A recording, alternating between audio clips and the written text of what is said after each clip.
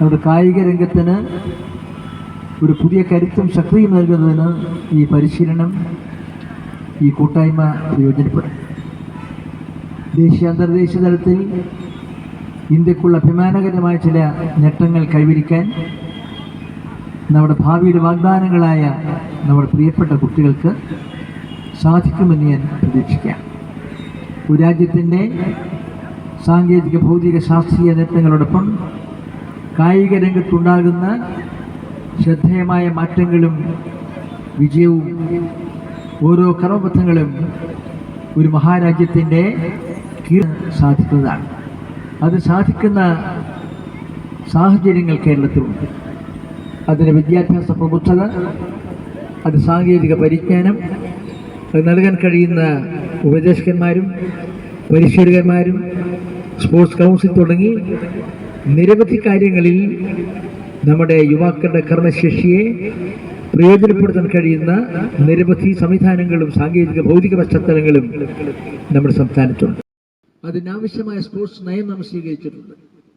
അതുകൊണ്ടാണ് നമ്മുടെ ബഹുമാനപ്പെട്ട മുഖ്യമന്ത്രി കഴിഞ്ഞ ബജറ്റ് സമ്മേളനത്തിൽ തന്നെ സ്പോർട്സിന്റെ കാര്യങ്ങൾ പ്രത്യേകമായി ഊന്നൽ നൽകിക്കൊണ്ട് അത് നൽകുന്ന സഹായങ്ങളെക്കുറിച്ച് വിശദീകരിച്ചത് നിങ്ങൾ ഓർമ്മിക്കും.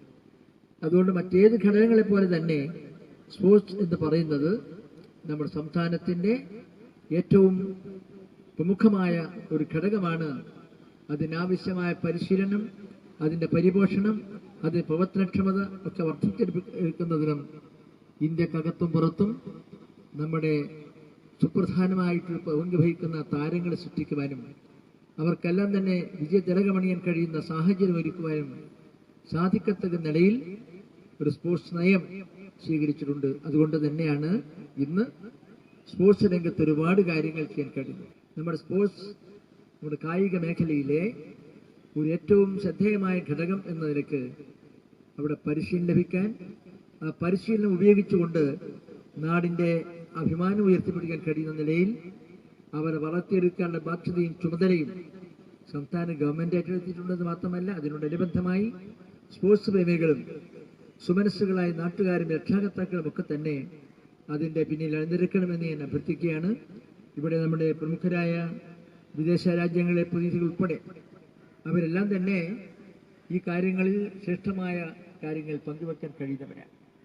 അവരുടെ പരിശീലനം, അവരുടെ സാമീപ്യം, അവരുടെ സാന്നിധ്യം തീർച്ചയായും അത് വളരെ വിലപ്പെട്ടതായിട്ടുണ്ടായിരിക്കുമെന്ന് ഞാൻ കരുതുകയാണ്. ഏതായിരുന്നാലും കണ്ണൂരിന് ഈ 3 ദിവസക്കാലം വിദേശ രാജ്യങ്ങളിലെ പ്രമുഖരായ വ്യക്തികൾ ഉൾപ്പെടെയുള്ളവരെ സ്വീകരിക്കുവാനും ആദരിക്കുവാനും അവരുടെ സാന്നിധ്യത്തിൽ നമ്മുടെ കുട്ടികൾക്ക് പരിശീലനത്തിനുള്ള ഒരു രംഗമൊരുക്കാൻ കഴിഞ്ഞതിൽ സംഘാടകന്മാരെയും സുഹൃത്തുക്കളെയും ഞാൻ പ്രത്യേകം അഭിവാദനം ചെയ്തുകൊണ്ട് ഈ അന്തർദേശീയ പ്രാധാന്യമുള്ള സെമിനാറിൻ്റെ ഈ പരിപാടിയുടെ സമാപനം ഔപചാരികമായി ഉദ്ഘാടനം ചെയ്തതായി സ്നേഹാദര പരിസരം അറിയിച്ചുകൊണ്ട് എൻ്റെ വാക്കുകൾ ഉപസംഹരിക്കുന്നു. നമസ്കാരം.